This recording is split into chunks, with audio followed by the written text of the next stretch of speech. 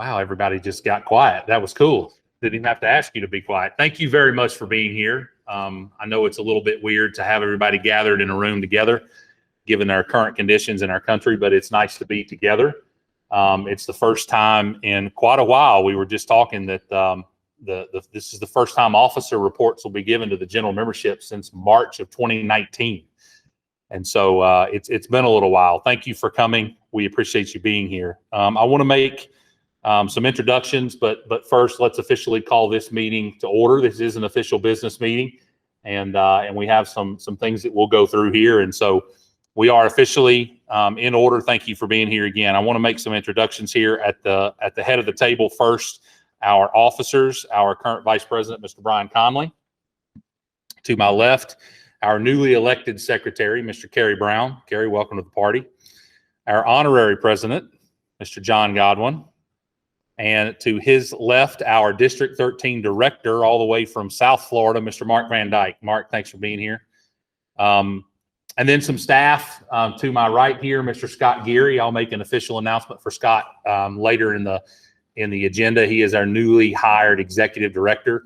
And then in the back, we have all the staff. Staff, raise your hand. Thank you so much for everything you've done. Pat, Scott, Michael, Sean.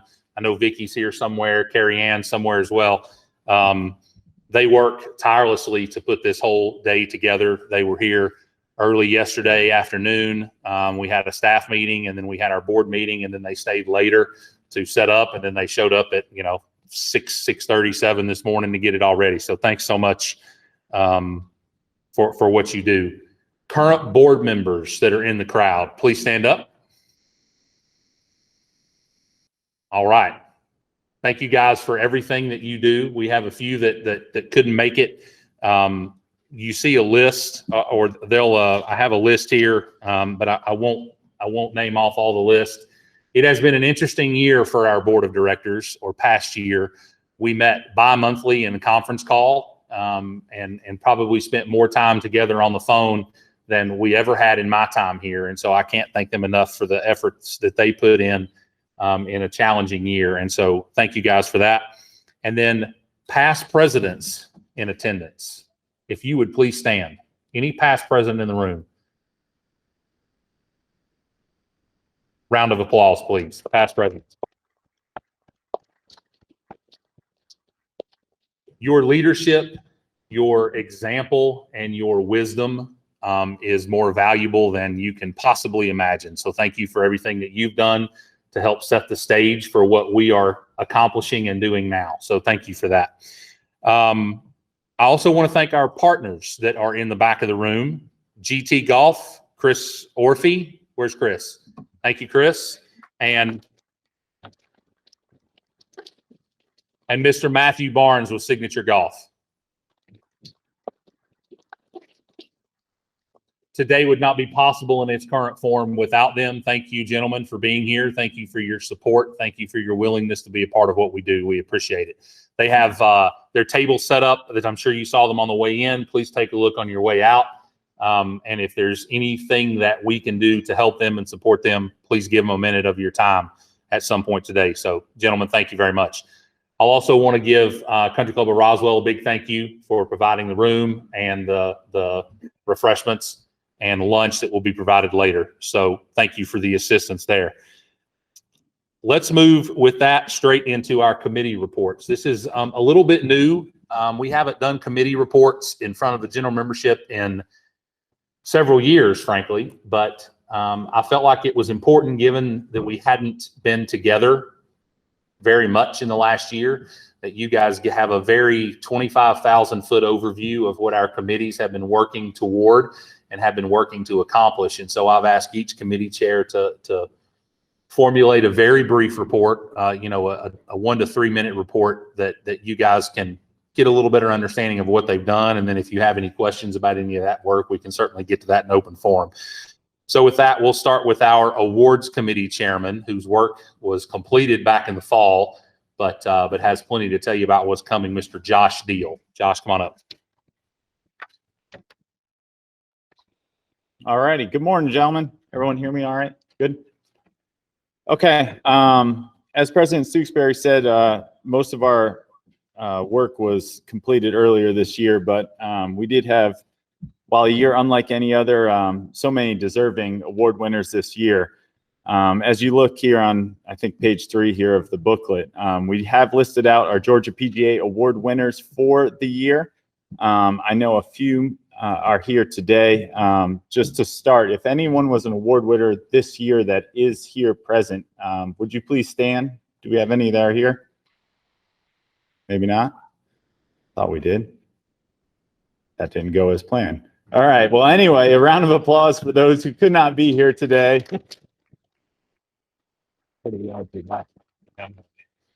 All right. So obviously we have them listed out here. We did have our award ceremony just about a month ago. It was hosted here. Obviously, in light of COVID-19 and all that we had to go through this year, it was great to get together and to celebrate those that were truly deserving in a year unlike any other. I'll highlight our Golf Professional of the Year, Brandon Veal from Sea Island Golf Club, our most prestigious award, and a big congratulations to all of them. This year we did add in a new software, open water software platform that came down from National. From an awards committee perspective, this was fantastic for us. It's just a new up-to-date way to track the data, to get your results, your nominations, and to compile that in a way that we can review it more thoroughly. We look forward to many years of using this software and being able to take your feedback, the membership's feedback, and to honor our best PGA professionals in the section. As I said, the award ceremony was hosted here. About 90 people were in attendance, which was great. It was an opportunity to go over our Weir Scholarship, our Distinguished Service Award, Salesman of the Year, and many other great awards. So it was a fantastic night had by all. Our to-dos upcoming. So the committee is working now to possibly secure a more formal or a more usual location for the 2021 awards. As you know, in years past, we had been at Turner Field and Truist Park and places like that. Obviously, in light of COVID, we could not do that this year. It is our hope that next year we might be able to get back to the normal settings that we are accustomed to being at. So we are working on that, as well as moving the process up. This year we had our award ceremony on February 20th. It is our goal to try to move that award ceremony up a little bit to get closer to the year that ties into the awards. So ideally, we'll be back in one of the bigger venues that we can have all of our PGA professionals and families and friends there for it, as well as to do something closer to January. So that is what we have from the awards committee. Any questions pertaining to that? I'll go once. 1, 2, 3. All right. Thank you all.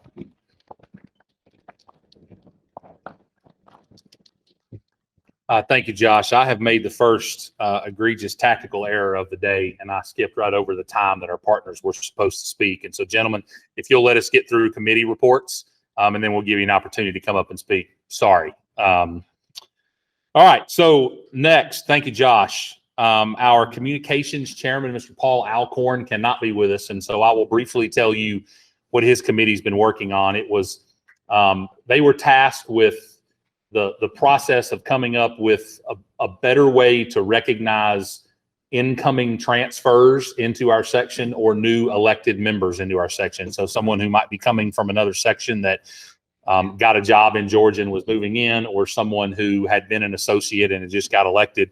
We felt like there needed to be a better process to recognize those individuals, reach out to them, welcome them into our section. And so they were tasked with coming up with plans and a budget to provide a small welcome packet or package, if you will, for those incoming members.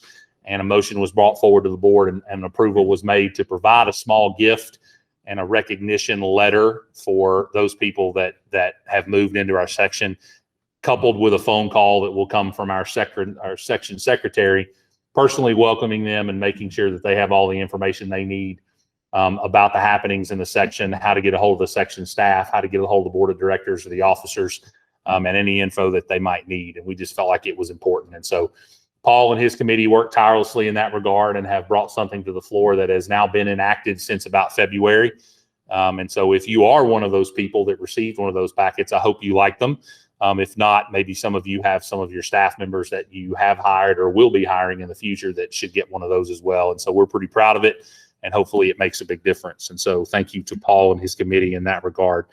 We'll move right into education. Our chairman of that committee, Mr. Russ Raydell. Come on up, Russ. Hello, everyone. Our committee with COVID coming along, we were already moving towards virtual education for everyone, and that got accelerated in 2020. And we had a lot of success with the panel discussions that we had throughout 2020. We did 3 of those, and they're all very well attended. We had some excellent panelists. So we're looking at a virtual series. It will not just be through the spring. We're looking at moving that to every first Thursday of each month, that will have a different offering virtually for you to gain your MSRs. We're looking at 3 different versions of offerings. One, that virtual series, as well as an in-person teaching and coaching summit. One, the East Chapters already has one of those scheduled in mid-April. So I encourage you, if you're in the East Chapter, to take part in that. But also you've got one coming in the fall at Bobby Jones Golf Course. We're in the planning stages of that, as well as a a visual merchandising summit that we're looking at planning for midsummer. So there'll be some in-person multi-day opportunities coming up, as well as working with the assistance division and the senior division, as well as the chapters, to try to get some in-person things going in each one of those. I want to ask if anyone has any sponsors for any of our events that are interested in being involved in the education. Please send those to me or the staff. And finally, just want to thank the staff for all the efforts they put in putting these together. A lot of effort goes into the planning and execution of these events, and so I want to thank them for their efforts in that. So looking forward to another great year of education. Got a lot of commitment from Scott Geary to help push that forward. And finally, a thing that we're excited about is looking forward to the viability of a virtual library that you all could access to gain MSR points, again, on your own time. I know everybody's busy, and making sure that you get time off to do these when they're scheduled. Might be nice to have something that you could access on your own time. So the section's looking at the viability of opening something like that up with our own localized talent. So more to come on that. Again, if anyone has any thoughts, ideas, please feel free to bring them to us. And thank you again for your time. Thank you, Russell. I know the education is at least in my mind and in your board's mind is one of the most important committees that we have, and we are certainly dedicated to putting as many resources as we can afford into Russ and his committee, into allowing them to create events that are valuable, that are as low cost as possible, and as useful to you as can possibly be in your career and wherever you are. And so he's done some great things. He and his committee have worked tirelessly, and I think the future is bright there. Because I can assure you, us at the top of this table here are dedicated to putting as much as we can there. So look for some good things. Russell, thank you for the work you and your committee have done. Mr. Justin Martin, our tournament committee chairman. Come on up, Justin. All right. Good morning, members. I think we have any ladies in the room, so good morning, gentlemen. Myself and my committee have the very wonderful task of taking an already good product and just figuring out ways to try to make it better. 2020 was a very interesting year from a COVID standpoint. Pretty much we're shut down for the first half of the year and picked back up in June. So I would like to, again, in front of everybody, thank Pat, Scott, Michael, Sean, Vicky, Carrie Ann, and the rest of the staff for making our schedule go this year. It could not have happened without y'all. Report's going to pretty much stand as written. We've taken a lot of looks at a lot of different things simply under the lens of trying to make things better. Not necessarily say it's broke, but we still always want to take the opportunity to try to make things better. So look forward to, in the future, in the very near future, having conversation with Mr. Scott Geary, new leadership, and seeing where we can improve from our tournament program to give all of our members as much much of a quality playing opportunity as possible. So thank you. Justin's a busy guy. He and his committee worked hard to provide the events that we had in a very, very strange year. And while I don't play in any tournaments at all, I know we had lots of comments about the work that you and your committee did in providing the events that you could in the year that we had. So Justin, thank you very much. All right, with that, we will move into our division and chapter reports. And so we will start with our chapters. Come on up. I just can't say your full name, Do Right. So come on up, Do Right, Central Chapter. Thanks, Perez. It's Korotowski, by the way. Yeah, well, Okay, all right. I knew how. I just couldn't bring myself to. Central Chapter, the report is going to be as written. I just want to highlight a couple things. As far as the recent activity, obviously with the COVID and the weather, we haven't done a whole lot. But the action items, you'll be receiving a phone call from me within the next 2 weeks to get some feedback as far as where we want to go, how we want to do it, possible a pro or a pro scratch, and to really keep developing that pro-am thing that we've been trying to do. I know the dogfight formula and all that is near and dear to a lot of you out there, but we're going in a different direction. Also, the Central Chapter Championship is scheduled for September 13 and 14 at Doublegate. We are trying a new event, which is the Central Chapter Team Championships, as you can read there. Our goal is to get about 10 clubs to participate this year and to really kind of get this thing off the ground. So, again, I'll be calling you within the next 2 weeks to kind of get some feedback, and we're going to do that. Thank you. Thank you, Do Right. I appreciate that.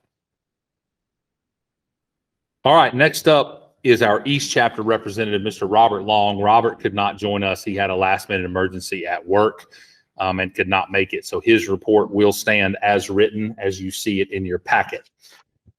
Next, let me bring up our North Chapter president, Mr. Bill Hassel. Bill is not here either. So his report will stand as written. And then finally, from the Assistants Division, Mr. Dan Merriman. Dan, come on up. He will be giving the report for Mr. Anthony Cordes, who also could not be here. So come on up, Dan. Good morning, everybody. Dan Merriman from Atlanta Country Club. Great to be in the room with everybody this morning.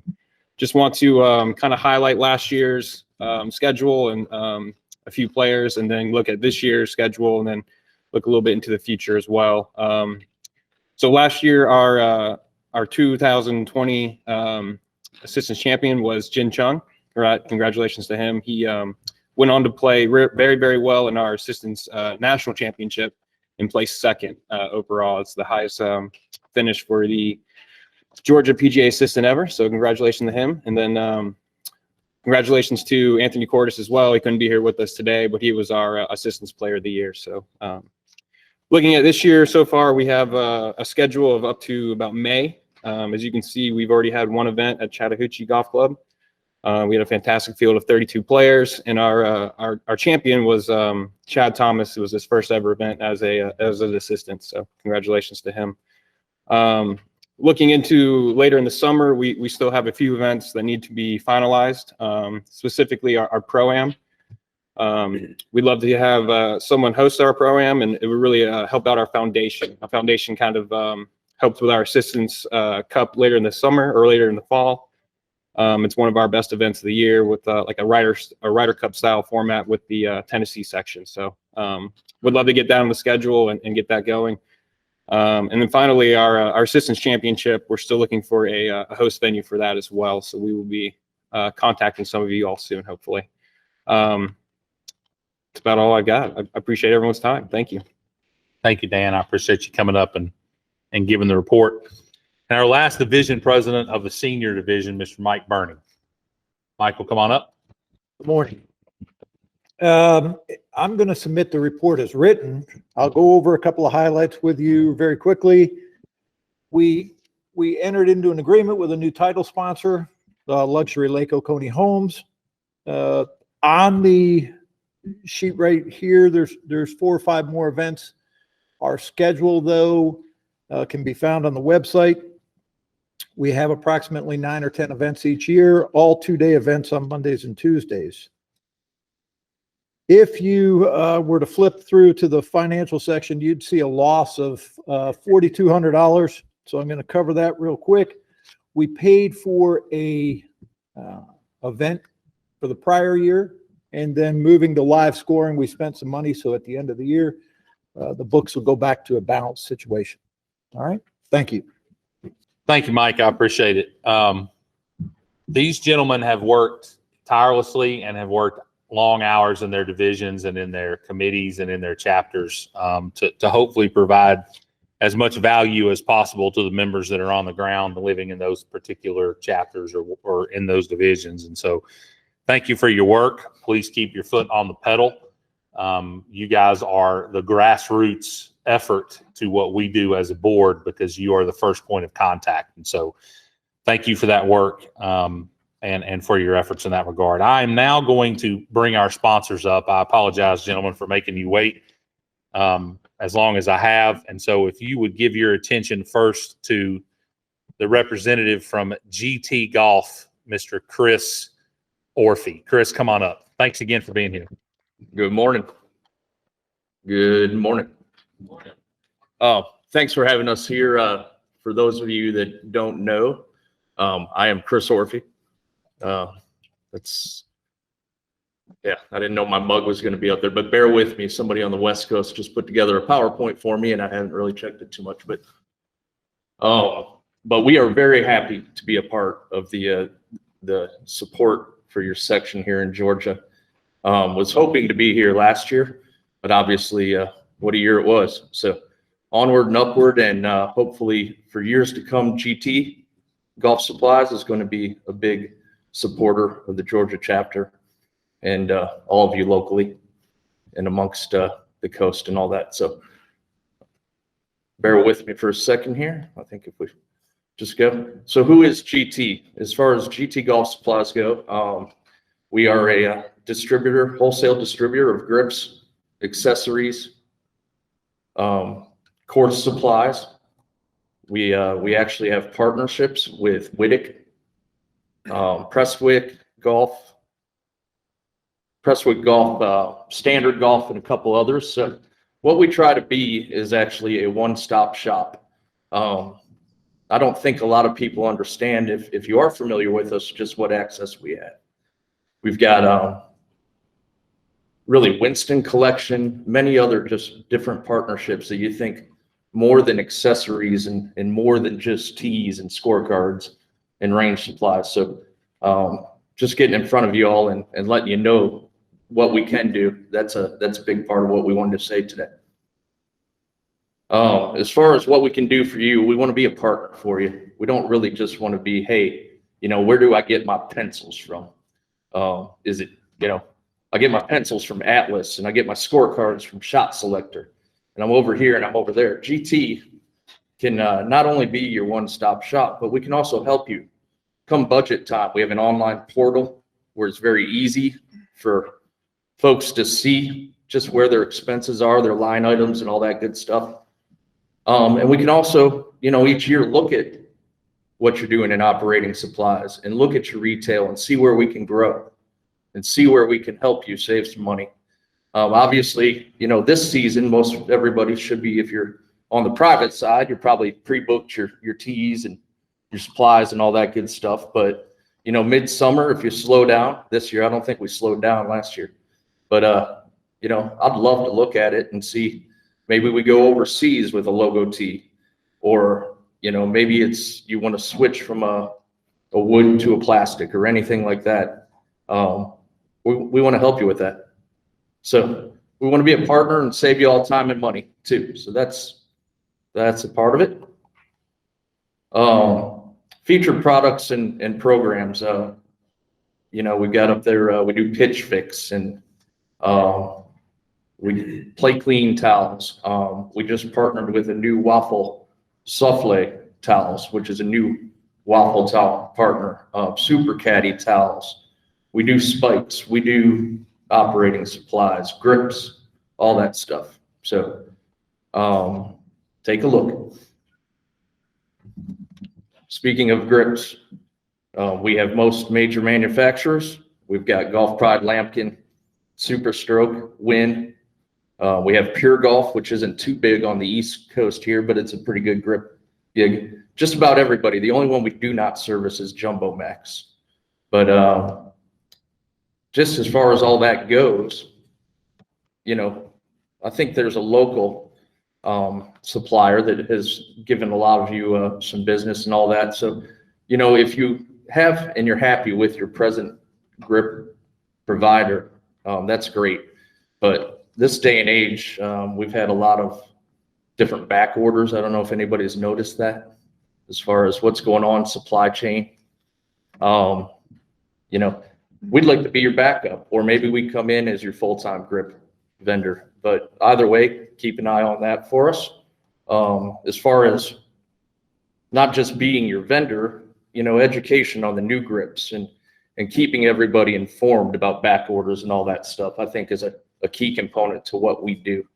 For example, Mr. Jones comes in and he's headed off for his golf trip on Thursday. And it's Monday and he comes in and he says, you know, Jim, I want a new Super Stroke putter grip. I want it in red and white. You know, well, we've got supply chain issues, so you might want to ask him for a backup, or just keeping people informed of these things and you know, what products are out there. We were speaking with one of the pros here, Dan, that's looking for a new pistol grip, and you know, it's just good to keep everybody informed. So not just being your vendor, that's kind of the theme. We also want to be your partner. We want to communicate. We want to educate, and just really be there for you. As far as that goes, grips are very time sensitive, so keep an eye on that. Real popular as we come in. I don't know if you've seen the Aftershocks bone conduction headphones, earbuds, and all that good stuff, but a few of you have come up and GT is lucky to be the exclusive distributor for the golf sector for Aftershocks. They're crazy. Basically, they're like earbuds, but they sit on the outside of your ear, and you can, you know, listen to tunes, and you can still hear your spouse or whatever. Pretend like you're listening to your spouse, or to answer the phone, you just hit the button. When you hang up the phone, you hit the button, tune's back on. I was listening to golf on the Aftershocks just on Saturday while trying to focus on some other things. They're a great product. We also, like I said, we have Winston Collection. We have CBD Canaroo. I don't know, that was really popular last year, but we do have a CBD line that we would help you with. A lot of unique accessories out there, but tournament gifts and all that good stuff too. High margin, quick turn time items. So, you know, a lot of us don't really think about the metals, you know, what we call ball markers, divot tool repairs, pitch fix, all that good stuff. But those are the things that can really move the dial on your bottom line, on your retail profits and all that. Just imagine, like, so for like this display here, it's our ultimate display. You can install that, and, you know, just putting that into most golf shops, you can see a change in retail revenue by 50 cents per round. So how many rounds do you do a year? You know, at a public golf course, you're doing 35. You know, if you're humming at 50 cents, you know, not necessarily this, but in your entirety, you just raised your retail $17,000 a year. So when you break it down and look at the simplicity of what something like this can do to your bottom line, that's what it's all about, you know, as far as these placement items. So it's pretty impactful. Think about that. You know, that's something I don't know if all of you have done with your retails. Break it down. You know, if you're a membership, how many rounds do you do per year? And then simply take your retail. At the end, you've got a bottom line retail per average round. You know, call it RevPAR or whatever you want to do on that. But GT wants to come in. I'm thinking that we can come in and help you raise that 50 cents, $1 per round. If you're at a resort, maybe it's $2. You know, but that's kind of impact that just having the right partner in this sector can do. You know, we think about our Titleist rep, we think about, you know, our shoe or FootJoy rep and all that, and they have, you know, a great partnership with you, and they're important, but this is really where you drive retail, you know, is coming from that point. So that's what we got on that. What else? Real quickly, all right, outside the box, just thinking outside the box on how you do your retail and what your retail means. Maybe your member has a wedding party coming in 2 months from now. So you've got that information. You've got a group of 24 booked on the books. Have you asked them what you can do for them from a poker chip standpoint? We just put a bachelor's face on 50 poker chips, and they were sitting in the cart when they got to the course. It was $5 per head before they even came. So, you know, that's decent. We do stash cup mugs. There's a 16-ounce cup. You put Smith Jackson Wedding Party on one side, and you put Country Club of Roswell on the other side. And you also put a Bloody Mary or a screwdriver in that cup. And when they come to the course, bam, it's in there. That costs them, you know, $15 all in on the cup. Say you've got $1 in your beverage, you charge them $25, $30 retail up. So those are the kind of things outside the box and all that stuff. That's what we've got. Hopefully I didn't mumble at you too much, but yeah, this isn't PowerPoints aren't really our specialty. Come out and see us out there up front, and thanks a lot for having me here today. All right, thank you.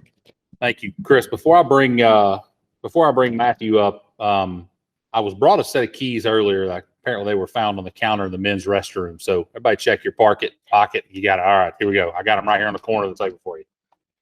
Okay, next on the docket from Signature Golf, Mr. Matthew Barnes. Matthew, come on up. Thank you, Brandon. Just want to start by saying thank you for your business. Those of you that don't know me or Signature Golf, we are a custom, as they say, or as they say in the UK, bespoke luxury tour operator to the UK. But like you, we've had to adapt over the last year to try and make or have revenues and provide a service to you that you can use your members. You still want to travel, but we have shifted to a degree towards domestic trips. I've sent guys from this section to Pebble Beach. Branson and Big Cedar Lodge has been a huge sell for us. We've also Streamsong, you name it, Kiowa. And speaking of Kiowa, we have a Pro-Am there in September 19th through the 22nd, where golf professional travel for free if he brings 3 members. And in that, we have money built in for the purse. $100 per amateur goes back to the section. So if we have 10 teams going, just 10, that's $3,000 going back to the section. Now, the proposals that we send you are going to be customized. It's going to have your picture in it. It's also going to have the logo of your club. In fact, the turnaround is so good, and Ryan Joyce can tell me, we sent him a proposal not too long ago. He didn't like the picture. He sent me a headshot. We had it to him the next day, the new proposal. So it's going to be inside 3 or 4 days. We're going to pay you 3 to 5% commission for the land package for everybody that's going. And also you're going to be paying back the section to a degree. So I appreciate the time up here. Everybody, please come see us. I know everybody wants to travel, but you can see me afterwards about the Pro-Am, which is in September, to Kiowa, or talk to Scott. He and I have been communicating on this constantly. So if you have any questions, please just let me know. Thank you. Thank you, Matthew. I know the Pro-Am to Kiowa was something that at the board level we encouraged the staff to put together. We felt like it had been a little while since anything like that had been planned. And so please take a look at that. It's a really cool package that they put together with Signature Golf. And I think it's going to be a really a fun trip, and hopefully at a time in the world where that's a little bit more possible than it has been. So take a look at that. Partners, thank you so much. You may already have left the room. Today would not be possible. There you both are. Okay, good. Today would not be possible without you. And so we appreciate your help. We appreciate your presence and we appreciate your time. So thank you very much. With that, we will move right into some officer reports. We have a few more reports here to go through, and then we will take a brief break here and not too long. And so we will roll right into the secretary report, Mr. Kerry Brown. Come on up. Thank you, Mr. President. Just want to go over some membership numbers with the guys in here. We have had 20 newly elected members over the past year. If anyone in the room is a newly elected member, could you stand up?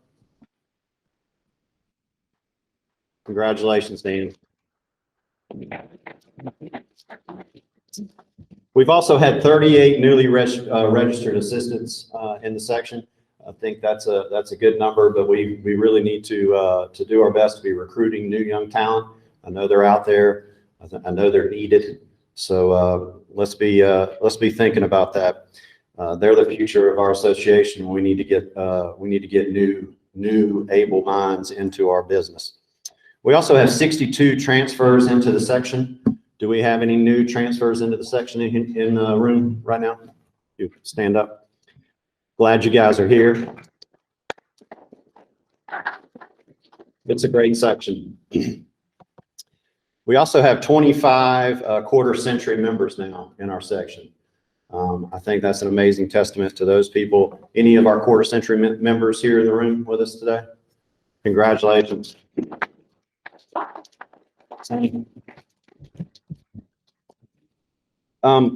Also want us to think about our deceased members that we've had over the last year. Charles Sorrell, Lowell Fritz, Arthur Jeffords, Carl Selden, Johnny Paulk, Jeff Durrell, and Lawrence Reese. If we could have a moment of silence to think about those gentlemen over the last year.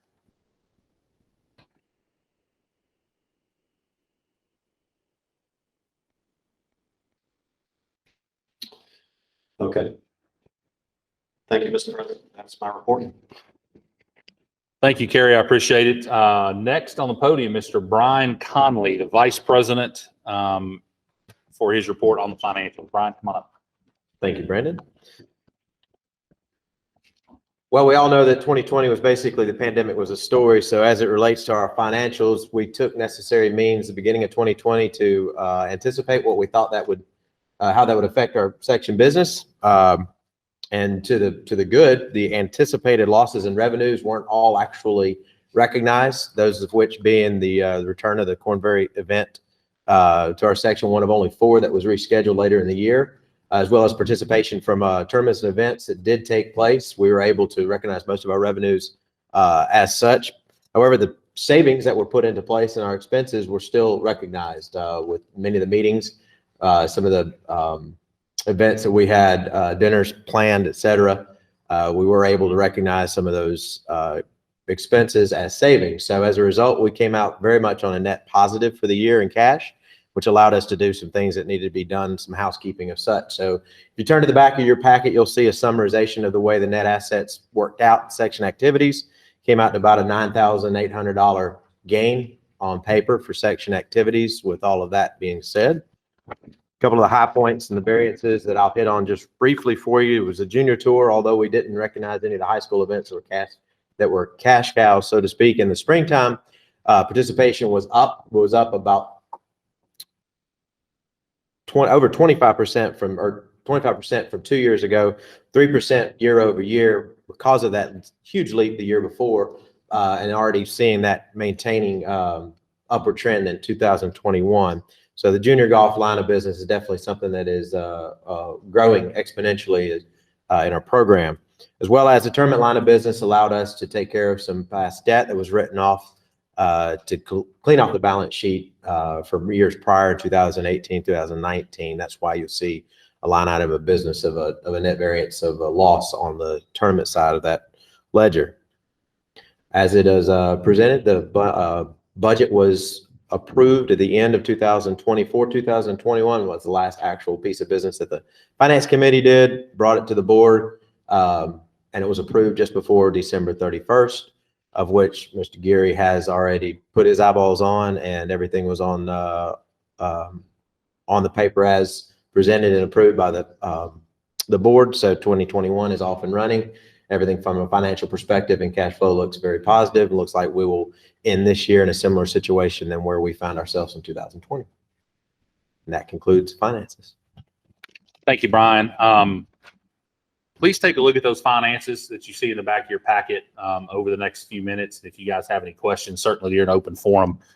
We can do our best to answer any questions you have. This past year was an interesting one for a lot of reasons, and thank you to Brian for his work as Finance Committee Chairman and as Vice President to manage the finances with the staff and with the board and the membership the way he has. It didn't turn out the way we thought, but that was good news for us, and so we ended up coming out okay despite the world struggling a lot. And so I appreciate your work there. With that, I'm going to roll right into my report. It will be brief. It is not written in the packet. You won't find it there. And so if you'll give me just a couple of minutes here, I want to go over just a few things. It is an honor and a privilege to stand in front of you as president and give a report. It'll be the first one that I've really given. I spoke at the fall meeting, but due to the elections happening at that meeting, we condensed that time frame and didn't really do reports. And so it's truly an honor to stand in front of you and tell you and brag and to use a John Godwin term, cheer on our staff and on our board for the efforts in the craziest year that I've ever seen. I was actually elected as president through almost a God clause in our bylaws due to the fact that we were in the middle of a pandemic when it came time for elections. And so I joke all the time that I'll have an asterisk beside my name forever on the president's wall in the office as the only one that's ever been elected through that clause. But it was necessary for our business to continue running in a time where we couldn't get together. And so Brian and I moved up from secretary and vice president to president and vice president in March of last year. And we started having meetings on a bi-monthly basis with the board of directors. And for those of you who have been on the board, that's pretty rare. We normally get together 4 to 6 times a year. And so I have to give a lot of thanks to the board for enduring all the conversations on the phone and via Zoom in discussing what truly was an interesting time for us. We made some changes, as Brian alluded to earlier in the year, to our business in preparation for what we thought was going to be a disaster. We were looking at losing a considerable amount of revenue to tour qualifiers and to tournaments that ended up, through great fortune, not being canceled. We were one of only 4 Korn Ferry Tour events that the tour rescheduled in the country. And if you don't know, those are tremendous revenue sources to us as a section in running qualifiers for those events. And so we got together as a board and made some necessary changes to our business in preparation for what we thought was going to be a disaster. And as it turned out, it wasn't a disaster at all. Quite the opposite. Because of some programs that were canceled at the national level that we had no control over, we saved a considerable amount of expenses that we usually incur in running those programs. We lost some revenues too, but we had some tremendous amount of savings in staff travel, hotel rooms and food and gas and mileage and those things, in addition to maintaining almost all of our revenue sources that we normally have. And so it led to what turned out to be financially a wonderful year, despite a lot of struggles throughout the country. And so thank you so much to the staff for the effort and the work that you put in, not only through the pandemic, but through a change in leadership and through bi-monthly board calls and through all the craziness. You guys did a wonderful job, and we are better coming out of it. Thank you to the board for your patience and for your answers and your research and your comments when we desperately needed them as an executive committee. Officers, thank you so much for the time that you put in, and the phone calls and the conference calls and the emails and the text messages that led to what turned out to be a wonderful year, I hope, in our history, despite what was going on around us. From a financial standpoint, I will simply add to Brian's comment that It's worth noting that our finances are managed through PGA National. That is one of the services that the national body provides to us, and we choose to use them as our accounting firm, if you will. They are in the process of doing audits, just regular scheduled audits for all sections, and our turn was in 2020. So I have been told that audit is now complete, and we are awaiting the final results from that and any changes that might be necessary or deemed appropriate from the results of that audit. But I feel like it's important for you guys to know that process has taken place. There wasn't anything wrong. It simply was our turn in the rotation, and it's been delayed a little bit because of COVID and because of some changes at the national level. But that audit is complete, and we hope that we can make a report back to you guys at the next appropriate time, perhaps at the fall meeting, when we have the results of those audits and any changes that we think are necessary due to the findings there. But our finances are being monitored on a daily, weekly, and monthly basis by the board and the executive committee, and also now from an audit standpoint at the national level. So look forward to some of those results. I hesitate to even mention Bobby Jones, because in my 7 years of being up here, we seem to have talked about it a lot, that I am so proud to stand before you now and tell you that we are in Bobby Jones, moved in, completed, functioning, and operating out of the office space at the Bobby Jones facility. It has been a culmination of some incredible work by past presidents and members of this section before us, and people on the board and executive officers that are up here now to get us to where we are. And it is an unbelievable facility. If you haven't been there, you have to come check it out. Our offices are second to none. They are beautifully located, and Brian Conley is doing a bang-up job as general manager in running that facility. And in a stroke of pure luck, he was an officer in our section when he was hired as general manager at that facility. And that could not have been more fortunate for us. And so just to update you a little bit on what our plans are, we have vacated the Roswell office due to the leadership of former past presidents. We own that asset outright. It's been paid for. And our plan is to liquidate that asset. It is currently on the market. We are entertaining some options as far as pricing goes and what we might be able to sell it for. And we will sell that asset at the first available offer that we feel is appropriate from a pricing standpoint. And we will then be fully committed to Bobby Jones. We don't have anything left in that office. We're not using it for any storage, to my knowledge. It's simply sitting there as an asset that we own. And so our intention as a board is to sell that asset, and we are moving forward with that at our earliest convenience. You've heard talk about our pledge that we made for the naming rights for the golf shop, the Ed Horde Golf Shop. The reason it's named the Ed Horde Golf Shop is a very generous donation that was gifted to us, or will be gifted to us, from Mr. Horde's estate, from his wife, to our section. And so we deemed it appropriate to name the golf shop in Ed's honor. I'm happy to tell you that we are nearing completion of that drive. That money will be comprised of a combination of donations that were made by you in the form of a membership drive spearheaded by John Godwin a couple years ago. It will also be made whole in part by mostly by Mrs. Horde's donation, and then some final monies will come from the sale of Roswell. And so we are looking forward to the day of, once Roswell is liquidated, of being able to satisfy that pledge in full. But the naming rights and the signage and everything is moving forward. There are some delays there because of the pandemic, but we are looking forward to having that all done and completed in the coming months. And something that I hope you will all be very proud of. It's pretty impressive. And so if you haven't seen it, please go take a look. Staffing, I'm going to make a formal introduction in just a second, but as most of you know, in August, we parted ways with our longtime executive director, Mr. Mike Paul, after almost 20 years of service.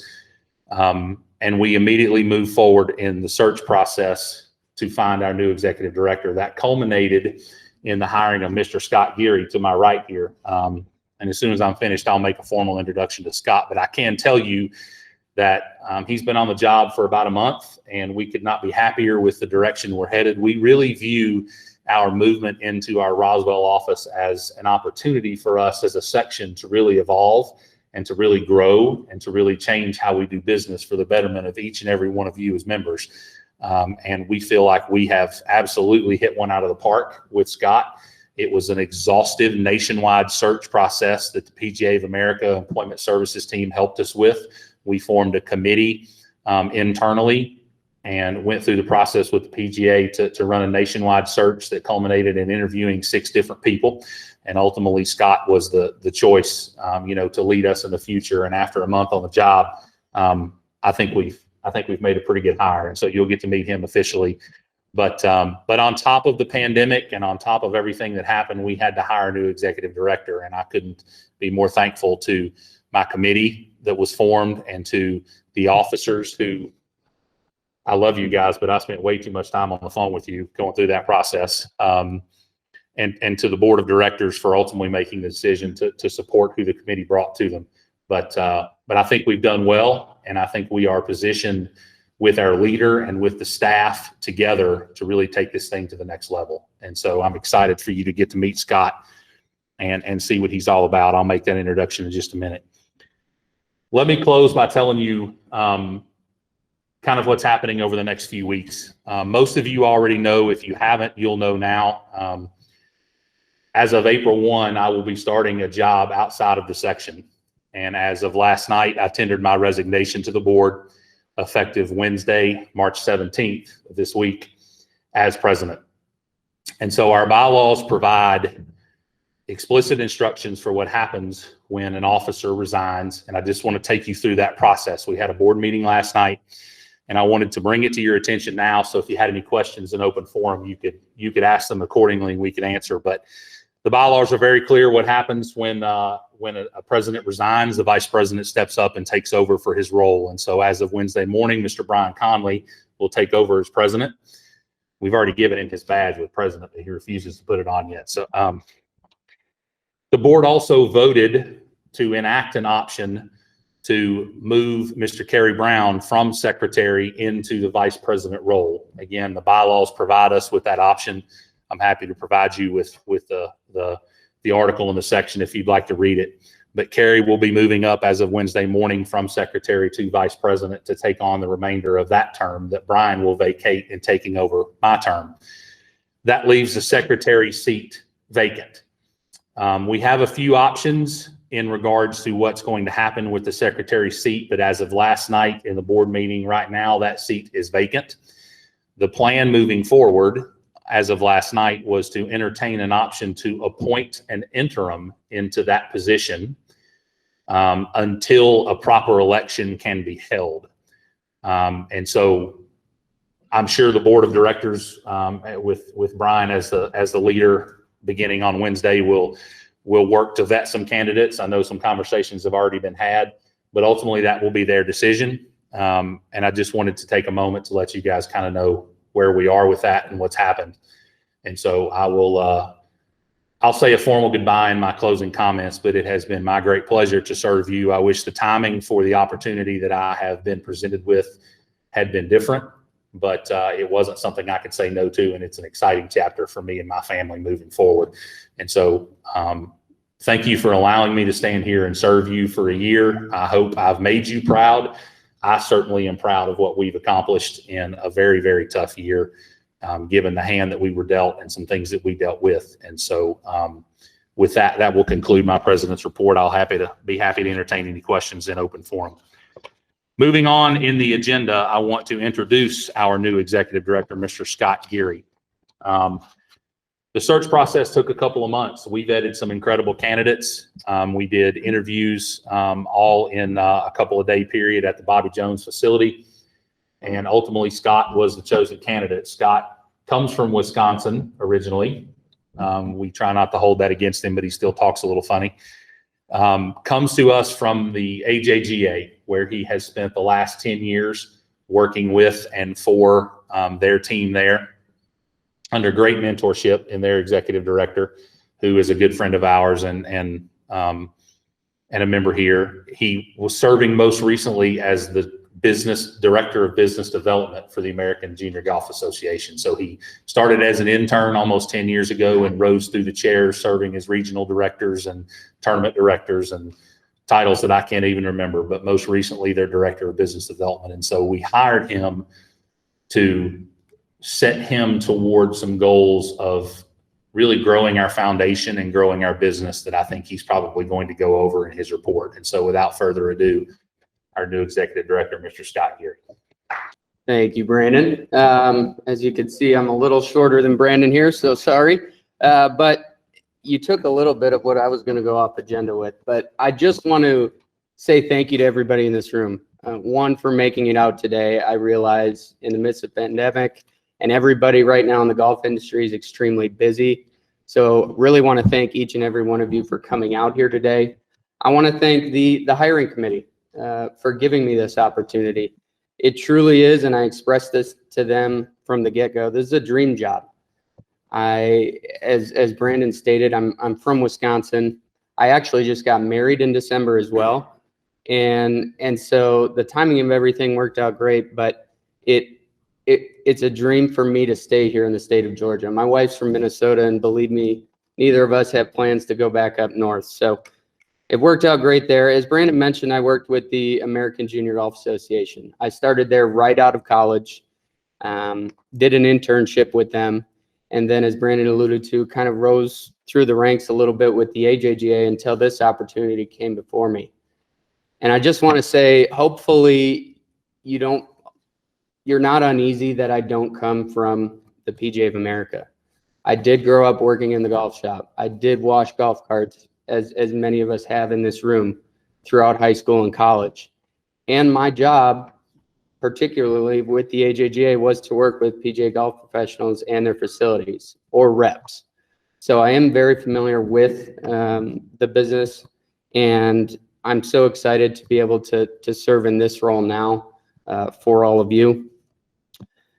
Brandon mentioned it, but I just wanted to give you guys an idea on my executive director's report here. But I started officially on February 1st, and the executive committee and I, we met February 8th down in Macon at Idle Hour, and I'm just so appreciative for that. We took about 7-8 hours and really had what I would consider a planning session for the direction of the section moving forward.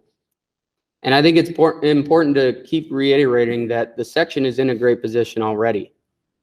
But the consensus coming out of that meeting was, we think we can be a top 5 section in the United States.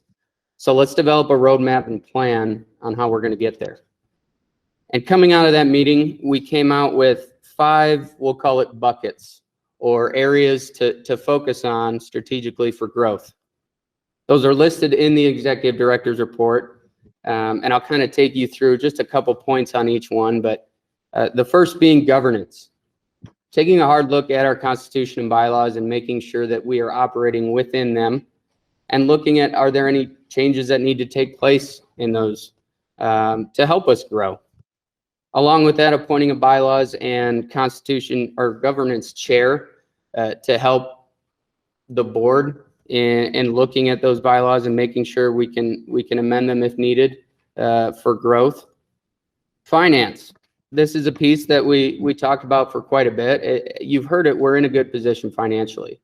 But how do we get more efficient and streamlined with everything financially in order for us to grow? And an important piece that came out of that is writing a financial strategy. Just having a plan for where we want to go moving forward. An idea that came out from that, as Brandon talked about, our finances are done through the PGA of America. And right now, they are actually going through a change in their finance operating system. They're moving everything to Workday. So we are hopeful that for us at the section level, that'll help us in being more streamlined with all of our finances. But looking at our foundation as well, I strongly feel that the Georgia PGA Foundation is a key piece into our growth. And it's funny. I was talking with a staff member the other day, and when I say our foundation, I want to change that a little bit. Talking with a staff member the other day who had a member ask them, "How's your foundation doing?" And that's not really the right answer. It's not our foundation, it's your foundation. And so we want to move all of our foundation financials under one house with our section finances. And a piece I'll talk about down in the foundation, not to skip too far forward, but is really taking a look at what do we want the foundation to be? What is our identity with it? And what is our mission statement? And once we have that, we want to be able to communicate that to each and every one of you and all of our members so that you know what your foundation is doing and what it's about. And when you're talking with members or you're going into a job opportunity, you can say, "Hey, I help bring dollars here to the section foundation, to my foundation." Part of that is developing a written communication strategy in order to get that message out on what we at the section are doing and at the board, and identifying how our members want to be communicated to. You know, we've looked at a number of studies to see how our members are consuming information, whether that's by email, social media, what have you. So within that communication strategy, we want to identify different ways to get the word out about what we're doing to each and every one of our members. I apologize if maybe you don't like it, but I did send out an executive director email last week. Hopefully you got to read it. But I plan on doing that bi-weekly just to give you updates on where we're at the section level. I shared a little bit about some of the USGA rules changes and encouraging our members to go out and voice their opinion on that. So those will be kind of the pieces that we talk about in communications. Staff. One big thing, and it's been said quite a bit, but I have to thank the staff tremendously. It's not easy when somebody from the outside comes in, somebody you're not familiar with. And I can't say enough about how much the staff has embraced me, has made me feel comfortable. And I had the opportunity to sit down with each and every one of them to talk about, we took about an hour each and just said, "Hey, what in the past didn't you like? What do you want to see? What are your strengths? What are your goals?" And I think a lot of positives came out of that. And what it lined up exactly with what we were looking to do is take our staff, set them up the best for success with the positions that they're in, or look at other positions for them, and look at what positions need to be added for growth. You know, Russ mentioned it a little earlier, but I strongly feel like bringing some staff member help to the education committee for all of you is a huge piece. So just really evaluating where we are there. And many may have saw, but we are very fortunate that we will be receiving a fellow as part of the Paul Millsap PGA Works Fellowship. And to give you an idea where we stand with that, and what that is really is that's a employee from a diverse background who's going to be an employee of the section. And through PGA Works and Paul Millsap's support and his academy, Core 4 Academy, they are essentially, that employee is paid for without any cost to the staff or the section for a year. And there's a five-year commitment on that. So each year we'll have a new staff member in that fellowship. And right now we have interviewed, or we have gone through about 30 applicants and narrowed down some of their resumes. So we're going to begin the interview process either later this week or early next week to get that fellow in place. And one last piece I want to talk about with the foundation that we've had discussions with the executive committee is really rebranding the foundation under PGA Reach. I think that makes perfect sense to fall in line with what the PGA of America does and build those programs. We have such tremendous potential in the state of Georgia to get support within our foundation for those programs that it makes perfect sense. And along with that, moving our junior golf activities under the foundation. Finally, the last piece I want to talk about is to give some updates and really brag on the staff a little bit more so that you all fully understand, some of the successes that they've been having. It's been talked about, but we are all moved into Murray Golf House and couldn't be happier. It's a great spot, and just the folks you get to meet being in there day to day, walking in, you never know who's going to walk into the office. So that creates a lot of opportunity there, and it's built kind of organically a strong partnership and relationship with our cohorts, the GSGA upstairs. I'll give a brief story, but there was a potential scheduling mishap with a U.S. Junior qualifier and our Georgia PGA Junior Championship, and we just kind of received a call on it. We weren't given a heads up or consulted on, and so the beauty of being there and having a relationship with the GSGA is being able to pick up the phone right away or walk upstairs and talk to Matt Vanderpool and say, hey, we can't do this. We've had this scheduled a while. Could you move? Could we help you move this? And Matt right away said, nope, no problem. We'll take care of it. So having those relationships with them, and that in turn has sparked an idea to send out some collaborative marketing efforts on junior golf in the state of Georgia with the GSGA, explaining the programs they have, the programs we have, and our staff member, Michael Rakowski, came up with a good graphic that is going to be sent out in the Golf Georgia magazine. And then as we talked about, strong financial year, despite everything that happened, moving of offices, change of leadership, and the staff doing such an incredible job and being able to reward them with a raise from last year based on everything they went through. Brian had talked about it before, but junior golf membership going up 3%. I can personally tell you how impressed I was by that, coming from the AJGA and seeing the drop of membership they had there through the pandemic year. To have a growth in membership is absolutely incredible.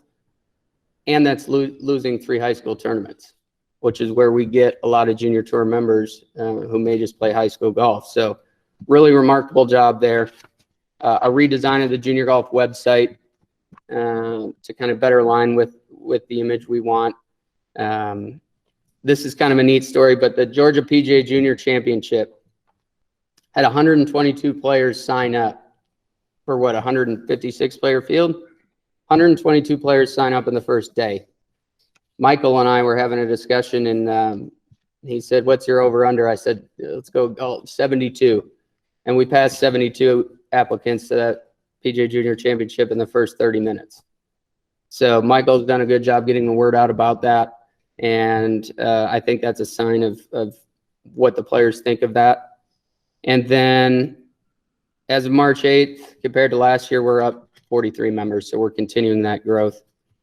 And I'll end it with just kind of sharing some about our partners. You can see the renewed partners that we've had, but want to highlight a few. 2 in particular. One is L&J Golf.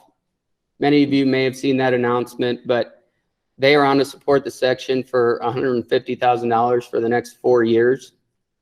And the beauty of that also is it's given our Georgia Open a home between Jennings Mill and Georgia Ford and River Club. I got that right. But they've just been wonderful partners. And I have to give a shout out to Pat Day and Scott Gordon for the relationship that they've developed with L&J Golf. Without that relationship, that support would have never happened. Happy to announce a partnership that we're meeting this week with the folks at Audi Atlanta to kind of gather our plan for announcing this. But Audi Atlanta is going to be supporting for $90,000 for the next 3 years. They are going to support the Atlanta Open and the Pro President, as well as some junior tour support. So very excited about that. And I'll just end by saying thank you all so much. And as many can imagine, I've been breathing through a fire hose a little bit these first 6 weeks or so, but feel strongly and confident in the direction that the section's heading, and know that it's my goal to get out and meet as many of you as possible, get on the road and develop relationships so that you can all be a part of the section growing the way we want it to be. Thank you.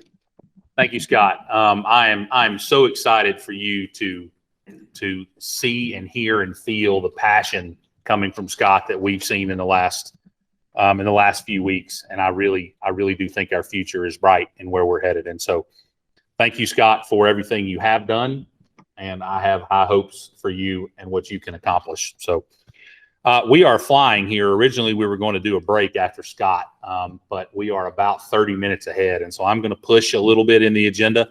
I hope everybody's okay with that. And so with that, I'll ask Mark Van Dyke, our District 13 Director, to come on up, and we'll go ahead and roll forward. Hopefully that's okay. Scott and Mike in the back. Perfect. Come on up, Mark. Thank you, Mr. President. Good afternoon, ladies and gentlemen. My name is Mark Van Dyke. I'm the District 13 Director, represent the PGA of America Board of Directors. I am the Director of Golf at Fort Lauderdale Country Club, South Florida section member. It's nice to see some familiar faces in the room. My former assistant, Dan Shand, is here. It's nice to see him here today. Of course, Jim DeMalley from Ocean Reef Club back in the day. And thank you for yesterday, hosting myself and Scott Gary. We got to play golf first thing in the morning and then had a board meeting last night, and here we are today. I'd like to start by thanking Brandon, president of your section. I've known Brandon for about 8 years through section, district, and national delegation and all that stuff. You wouldn't find a harder worker than Brandon. You've certainly left the Georgia section better than you found it. And I wish you nothing but the best of good luck down at the Gulf State section. And I know you're going to be missed here in Georgia section. So Brandon, great job. But I also know that Brian Carey and of course Scott Gary will lead it forward. I think your section has a really great opportunity to grow and be successful. So I look forward to seeing that in the next year and a half as your district director. You know, as we look back at the challenges from 2020, I mean, everybody has them. Our facilities were shut down. I know down in South Florida, we were shut down for almost 2 months in March and April. When we reopened, we didn't know what to expect, right? We had to recreate our business plans, recreate our business models, figure out what we're going to do. And in fact, in most cases, I think if you're like me and my board and my general manager at my facility, we couldn't look past 2 weeks ahead. We just couldn't. But what was neat was when golf opened up as an essential outdoor exercise, we saw rounds of golf explode.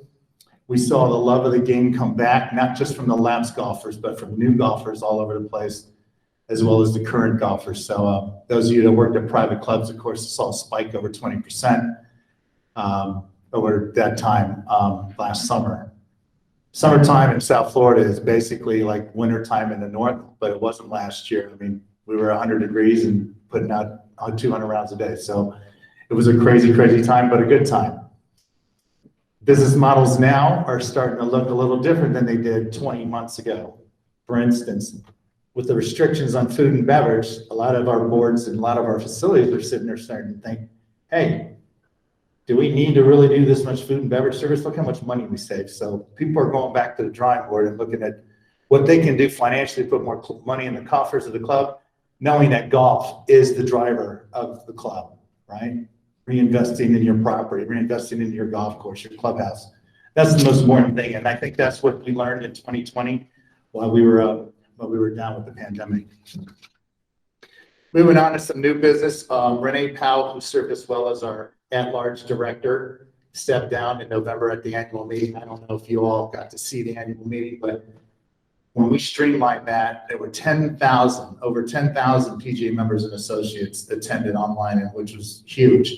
So that was wonderful to see how much the members and associates out there wanted to find out what was going on in national affairs. But we now have a new at-large director. Her name is Kathy Harbin. She is an LPGA and PGA master professional. She comes from Pine Ridge Golf Course in Paris, Texas, which is literally next door from Frisco, which bodes well for us as we get ready to open headquarters there next year. You might recall she was 12-year PGA general manager down at World Golf Village too, and I know she'll serve us well in the boardroom. Just a quick update on championships. As you know, the Ocean Course at Keel Island will have the PGA Championship coming up just really in just about 2 months now. Tickets are sold out, but unfortunately it looks like we're going to have to limit fans to 10,000 a day, which means it's going to be a different way it gets in and who doesn't get in. but that's going to be discussed here. I am attending a board meeting as well as a national committee meeting next week at Frisco. We're going to do a tour of the new facility, and we're going to have a meeting there as well. New to this year to the PGA Championship, we're going to add 3 spots that are going to allow from the 6 event series of the European Tour. Guys like Lee Westwood would qualify for that. The top 3 guys that we felt that we needed more, the best players of the world playing the event. So 3 of those individuals are going to be able to get an invitation to the PGA Championship. Just to let you know, at no means that the 20 PGA members that always play in it will continue. We're not taking away from their spots. It's just 3 more guys from the 6th event European Series will be there.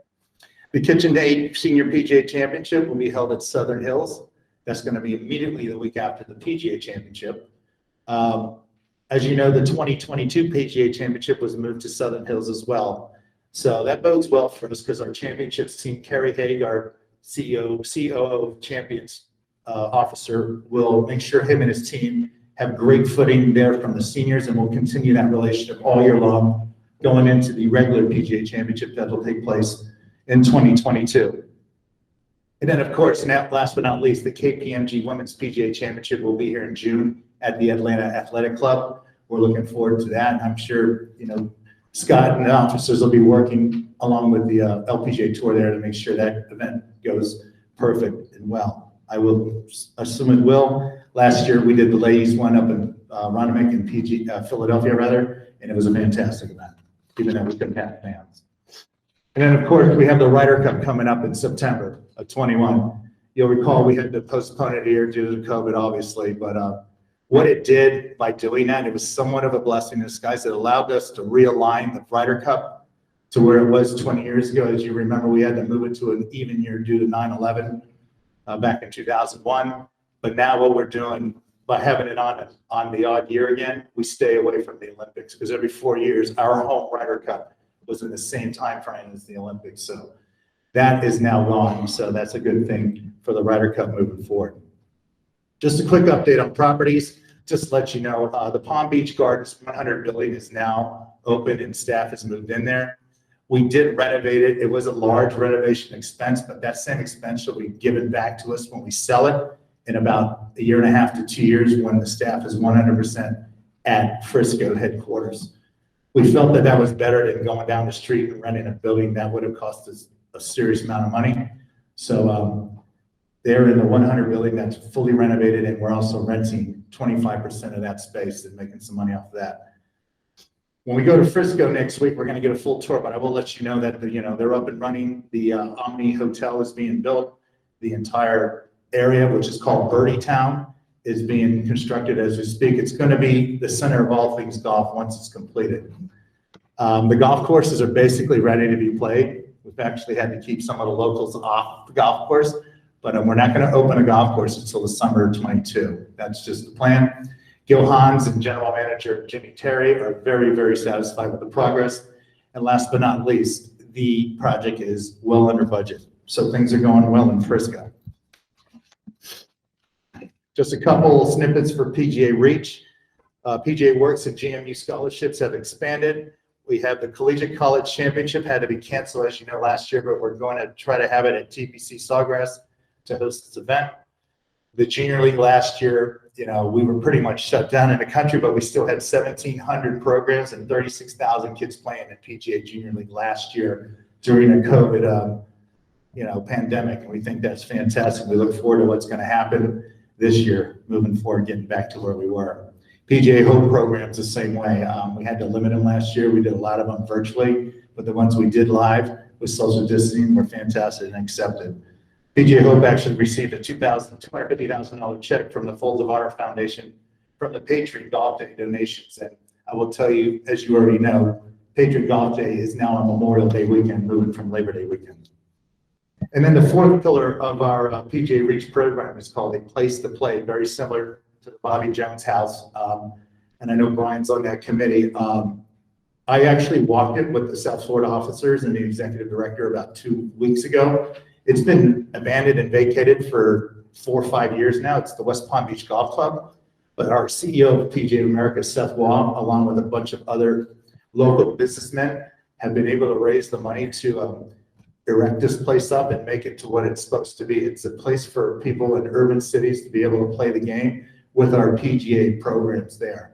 I will tell you the South Florida PGA headquarters is going to move there as well in a couple of years, and it's going to be a great place for everybody to play golf with the mission of the PGA, and hopefully a blueprint to get places like a place to play into the rest of the bigger cities here in the country.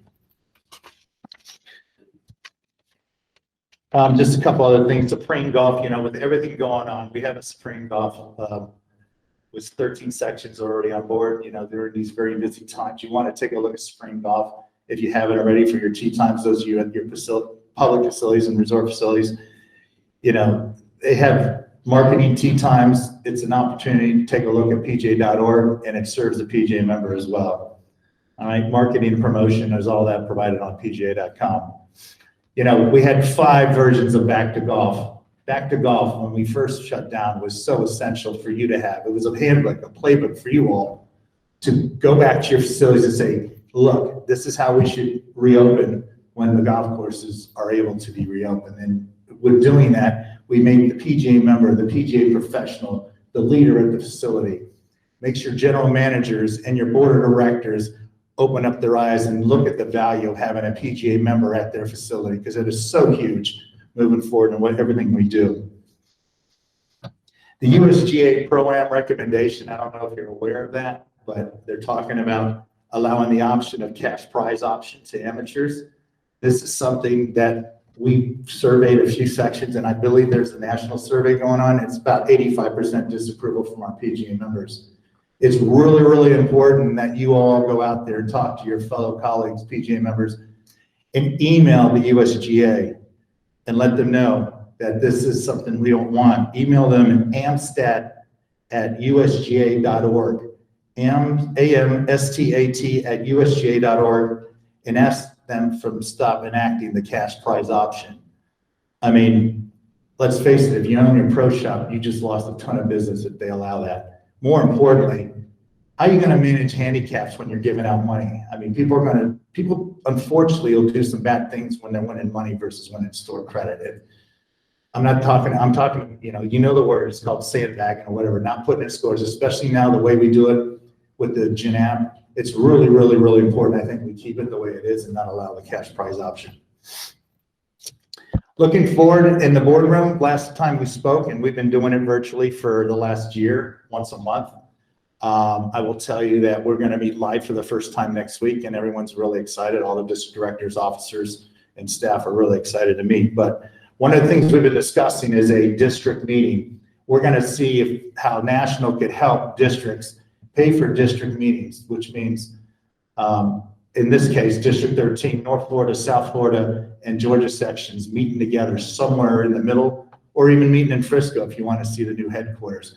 With the idea is with PGA of America paying 50% and the other 3 sections paying the rest of it, for a 2-day meeting with the officers, EDs, and everything. It really, really, really had an opportunity to get into a think tank as a district and think of best practices and best ideas moving forward. And we think that would be a great idea, because at the end of the day, I only see you all when I get a live meeting here, or maybe an hour or 2 during the 3 or 4 days at the PGA annual meeting, which of course we didn't have last year. So we think it's really important that happens. So employment, last but not least, my big topic here. I am now the co-chairman of the Employment Committee, the National Employment Committee, along with Dave Schneider, who was the chairman of it last year. Dave Schneider is now off the board, but he's coming on because I have not served on the Employment Committee yet. I had a good talk with Don Sweeting last night about some things, and I will tell you that as a PGA member, I don't think there's nothing more important than employment. I know all we do, employment, education, membership, diversity and inclusion, all that stuff is so very important, but getting you employed, keeping you employed, and giving you the best compensation possible for these jobs that you're doing, I think is the most important benefit the Employment Committee could do for the PGA member and make them valued at their facility. You know, we're getting to the table now with executive search, and I know Don will go over this later, but we're getting to the table with these big jobs now for executive search. And the way the game's changing, especially in the last 12 months, PGA professionals are going to have the opportunity to get their name at the table for GM jobs, not just director of golf jobs. I really see that happen in the next couple of years. But it's really, really, really important that the employment consultants get the help that they need so we can make sure that happens, okay? And as co-chair of the employment committee and then the chairman the next 2 years after, and I'm going to be serving 3 years on the National Employment Committee, it's my intention to make sure that the employment consultants get that. Because I got to be honest with you, I believe that the career consultant should be the most important person that works at PGA of America that each and every one of you know, okay? That person's the one that's going to help you with your resume. That person's going to help you with how to interview better, what you need to do, what you should stop doing, how I could get you into the process of a possibility of a new facility, or how do I show my worth to my general managers and my owners and operators at my current facility, especially after this last COVID situation. We've all been asked to do so much more with so much less. And the reality is, unless you speak up to these owners, they're just going to keep paying you what they're paying you. And we all know in this room, we've worked a lot harder the last 12 months than we did the previous 12. And you know what? You need to be compensated for that. That's their way of saying, thank you for everything you do. And it's the way it is. And that needs to happen. And we're going to push the envelope and make sure that happens for you all. You know, in closing, I just want you to please make sure you communicate to your sections and your chapters how important it is that, you know, you do the member survey also on PGA.com. It's really, really crucial to get that data so we can make sure that we can benefit you the best way we can. Remember, the PGA of America's mission is to serve the member and grow the game. That's it, period. Did you hear what I said? Serve the member, and I mean that too. And everybody in that room at National has that in mind. I will tell you that. It's funny, past President Paul Levy, a couple of weeks ago, I was on a call with him because he was very, very passionate about employment. It's funny, he goes, you know, Mark, if one officer has an idea and a staff member has an idea, that's great and they share it. But if it's not being resonated with the rest of the board, it's just going to go back into the box. I go, what do you mean? He's like, you can get the entire officer corps to vote for something that they want, but if 14 district directors don't want it, it's never going to come to the table. And that's why our leadership model and our governance model is that way, to make sure that every single section and region of this country has a vote with regard to what happens in national boardroom, regardless of what the officers think, staff think, and everything. And when we all get together like that, and we're all in unison, we make the best decisions for you. I will promise you that. I'm my second year into this. I'll be stepping down in November of 22, and I will tell you that there's nothing more than we have than the PGA members' best interests at heart. So in closing, I'd like to say what our CEO, Seth Wall, always says. We need to get the game to look like the world so we could get the world to look like the game. And of course, this survey will serve that as a mission. So in closing, please don't hesitate to call me, email me. Scott has all my information on anything on national related affairs or anything that's on your mind nationally. I wish you all a great upcoming season here in the next couple months. And hopefully I'll get back to you with another report live like this in December at your annual meeting. Thank you for your time. Thank you, Mark. I know as a board and as an executive committee, sometimes the affairs of the national body can be hard to follow. They have a lot going on, and particularly for you guys out in the crowd, sometimes they operate in a world that you don't know about or you don't understand. And so Mark has been a tremendous asset to us in keeping us abreast of what's going on, being a good voice for us in that room to make sure that our best interests are brought up and brought forward and taken care of. And so, Mark, thank you for that. I think we're going to take a break. All right. Hope everybody had a good break. We have refreshments over here. If you haven't been to the table, please feel free to walk over, grab some water, soda, tea, might be coffee over there. We're going to roll right into the last part of our meeting here. We're going to have just a few more presentations, and then we'll have some time for some business and open forum before we adjourn for lunch. And so with that, I'd like to welcome to the mic our employment consultant here in Georgia, Mr. Don Sweeting. Come on up, Don. Good morning. Thanks for having me. Just a few comments today about career services. Excuse me. Got a little something in my throat there. I've been in operations for 25 years, for those who don't know me, and I've been with PGA of America for about 7 years. So it's nice to follow Mike McCullum over here, and I know he's an honor to be around. I can tell you he did a very good job. And something that we've redone in our own department is we've reorganized a little bit. So we actually have a team of consultants that handle the Southeast. So that's why you've seen Jim West here last year, and he continues to help. We'll be doing some education this summer, Jim and I, and looking forward to doing that. So thanks again. Let me make a few comments here on what we've done. You know, I don't know if you probably can't see that slide, but I wanted to let you know what our purpose is. And Mark mentioned it earlier, and that's to enhance the lives of the PGA professional. And that's what we're dedicated to do.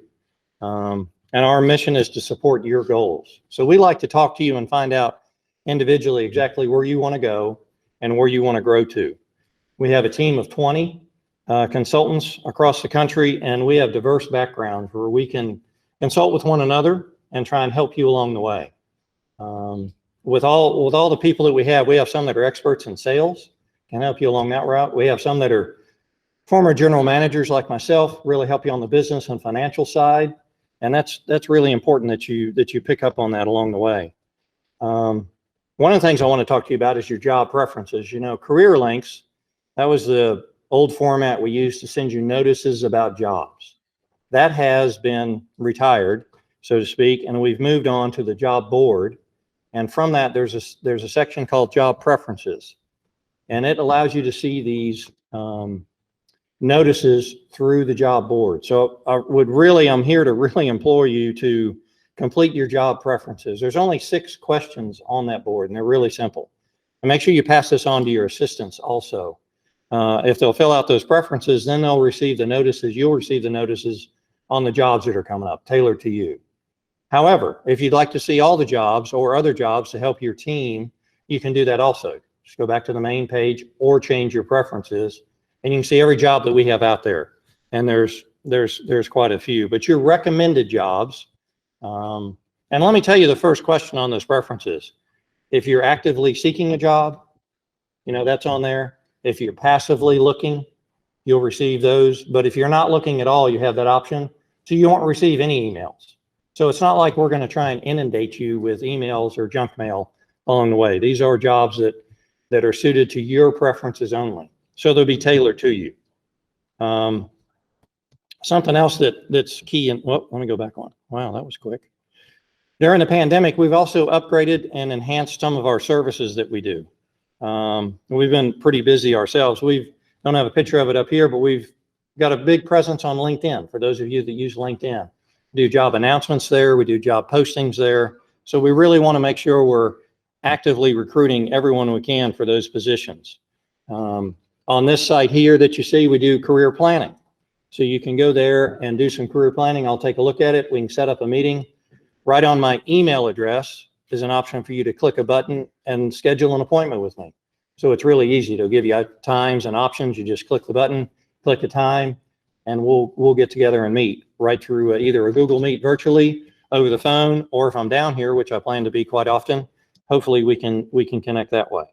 So we've updated our website, job board, LinkedIn. We've been really busy on a lot of these things. And the last thing that Mark really talked about that's, well, it's really near and dear to my heart, and that's value. The most important thing you can do, and I wish this week each of you would take 10 minutes in the evening and think about your last year, if you haven't already, and write down your accomplishments. What are your success stories? If you think about how hard you've worked this year during the pandemic and last, I'm sure you've got some huge success stories there. And that's not always financial. You know, it's a number of golfers. It's a number of programs you've had to develop. It's the people you've had to develop. You know, employers are looking for that today to set you apart from other candidates. How have you developed your team? That means you're a leader at your own facilities. So I really implore you to write those down. Those are good for your resume, and those are good for your interview. If you've got a 1-minute speech on everything that you've accomplished, you'll ace that interview. In today's world, we do a lot of things virtually anyway. We started that before the pandemic, and you really have to learn how to do those videos for an interview, sometimes one-on-one, meaning you're looking at the camera yourself. because the employers like to look at that video before they get to the next step, which is usually a two-way video. And let me tell you, those are really difficult. You really have to get used to seeing a screen and looking at yourself and answering a question. And sometimes it's difficult. I know my wife did one just the other day for the USGA for a position. She's a controller, and she had no idea what that was about. And many of our PGA professionals do the same thing. They haven't had a practice. And that's what I'm here to do, is help coach you and provide practice. There's been quite a few times I've done interviews, help people get set up for those interviews. And frankly, it starts with technology to make sure that's right. You have to make sure the technology piece is right. And we're really good at that. Sorry, the button's moving around. I promise I'm not touching. I'll go over here. And I had a saying in Middle Atlantic when I was a consultant up there a few years ago. You know, I don't want to be your unemployment consultant. I want to just help those that are unemployed. That's important. I like to spend a lot of time with them because it is a difficult time depending on the situation. But I want to be there for you now. That's why this value is so important to me. I can't say enough about understanding your value that you offer to your facility. And I'll talk to this last one if I can go back. Oh. Wow, now it's broken. Sorry for the next speaker, but the success is no accident. You know, it's hard work, perseverance, learning and studying, and sacrificing for what you love. So I hope you continue to grow in your careers. Please reach out to me anytime. I'm always available, literally 24/7. And we've got a great team to help you. I look forward to seeing you at some of the next events and our education opportunities in the future. Thank you, Mr. President. You know, I can speak from experience. The services that Don and his team provide, they were instrumental in helping us with our executive director search. And I can tell you that there is no way we would have made it through it in any less than a year, if at all, had his team not been involved. And so if you haven't had the chance to reach out to them, he's asking you, I am imploring you, please use your career consultants. They are a tremendous asset that I have experienced firsthand. And so thank you, Don. I appreciate everything you do for us, you and Jim and Scott Kimmick and the team. And hopefully you guys will reach out to them if you need anything. Next up from Doubles Golf, Mr. Tyler Stanfield. Tyler, come on up. How's everybody? It's great to see some familiar faces out there. For those of you that don't know me, my name is Tyler Stanfield. I'm employed by a company called League Golf. Some of you might be familiar with that. We were the original creators of PGA Junior League Golf, and now we're excited to be rolling out doubles golf. So I want to give you guys kind of a crash course in it real quick. So what is doubles golf? Where a broad overview is doubles golf is two-player scramble played out over 9 holes, fast, easy to do. You know, who can play? Well, we encourage everybody to play. It's not excluding anyone at all. It's going to grow the game. It's a tremendous revenue opportunity for you and your facilities, as well as the section. We have 5 competing categories this year that have advancement to the championship. We've got men's, women's, senior. We have a mixed doubles category and parent junior.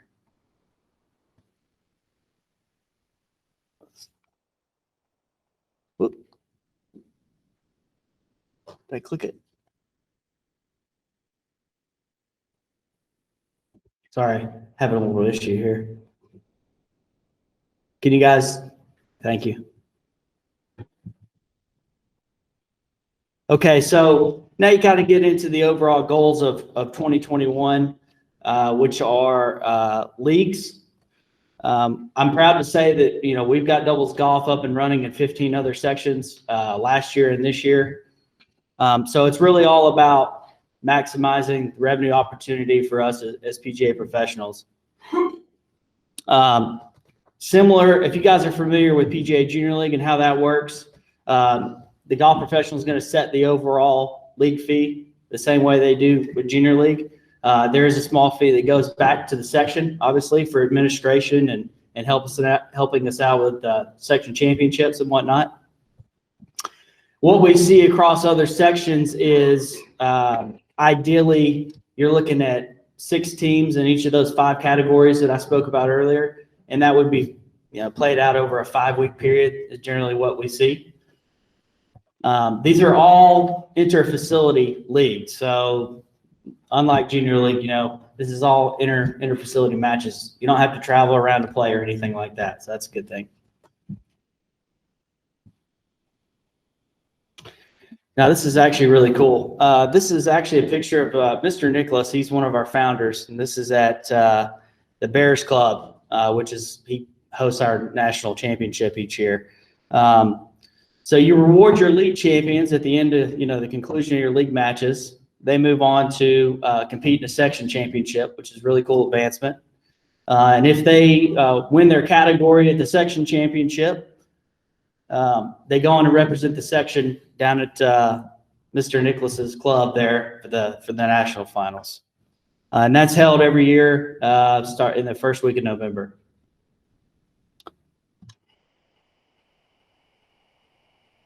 So we are speaking with Scott. We are going to host a doubles golf webinar. It's going to be March 24th. So I'd encourage everyone to look out for information on that, and please attend that. We're going to go into way broader detail. Obviously, this is just a general overview, just so you guys can get an idea of what doubles golf is.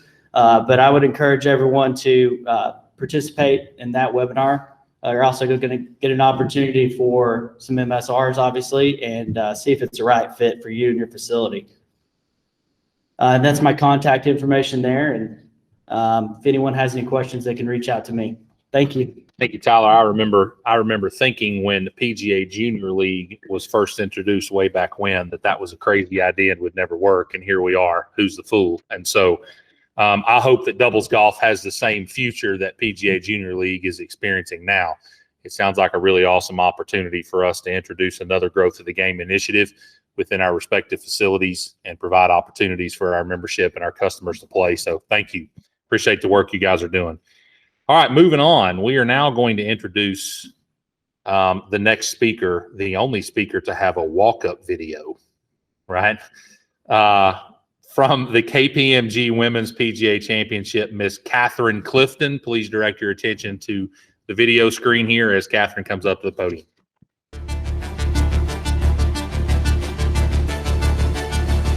This would be appropriate to finish it off in style. Yep. But what a final day. What a week. And Se-Young Kim is now a major champion. 4 par to win this major championship. What a clutch up and down for Hannah Green from down under. Indeed breaks through in a major way. Hyun Park is the KPMG Women's PGA champion. Danielle, congratulations on winning the 2017 KPMG Women's PGA Championship. I'm Michelle Tafoya, and we're so glad to have you here at the KPMG Women's Leadership Summit, so welcome. We really invested in each other, and that's why we won. 100% of the proceeds go to fund scholarships to the KPMG Future Leaders. The women in the summit can give back to these future leaders, and hopefully we're creating future leaders who will one day be part of our summit. Inspire confidence and empower change. Because connecting to our purpose and our values is how we're going to guide our teams through uncertainty and emerge stronger on the other side. And let me be the first to welcome everyone here to the Skills Challenge. Oh, that could be good. Please welcome from Delray Beach, Florida, Lexi Thompson. Nice to meet you guys. Thanks for coming out today. KPMG really turned this into a big-time major championship. And the players in return respond. This tournament is probably the best one on their calendar. We are in the position to inspire these little girls and little boys to take up on the game, and this definitely elevated our major championship. And the beautiful clubhouse at the Atlanta Athletic Club. Way back when, it was the home course of the legendary Bobby Jones. Just a spectacular layout. And I feel very fortunate to be their champion in 1981.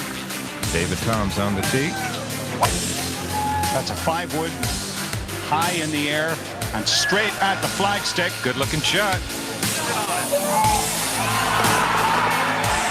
Toms has just hit the shot of the tournament. Good morning, everyone. My name is Catherine Clifton. I am your championship director for the 2021 KPMG Women's PGA Championship being hosted at Atlanta Athletic Club June 22nd through 27th of this year. So really excited to be here, say hello to you guys, and really just go over some key things for the championship coming in June. If you could, oh, here. 1 second. All right, while they're working on the slides, I'll give you a little bit of history. So this is actually the second women's major played in the state of Georgia. The first one is in 1990 at Atlanta Athletic Club, and that was the U.S. Women's Open. So we're really excited to bring another women's major back to the state, seeing that we do have some pretty big men's major, or one big men's major here in the state, and then we do have Tour Championship here as well. So very excited, like I said, to bring the women to this wonderful course. That championship actually in 1990 was played on Riverside. We will be playing on Highlands, which is the course that the men's PGA has been played on the last 3 times that we've also been at the club. So a little overview of the schedule of events for tournament week. We do have some changes. One, we're very, very excited about Drive, Chip, and Putt being hosted by the section the Sunday prior to championship week. So we've been working with your section on all of the details there. And like I said, the Atlanta Athletic Club's practice facility, if you've been out there, is quite fantastic. So we're really feeling like that event's going to be great. Monday, we are going to be hosting a youth clinic, and that will be our Pro-Am pairings party. One big change is that we have the Pro-Am on a Tuesday instead of a Wednesday, and that is due to KPMG's Women's Leadership Summit that will be on Wednesday. And then we kind of go on like a regular championship Thursday through Sunday with our championship rounds. So yeah, that's a little bit of the overview. And before, well, on to our next slide is actually going to be spoken to by Megan Keast, who's my volunteer operations manager. So Megan, come on up.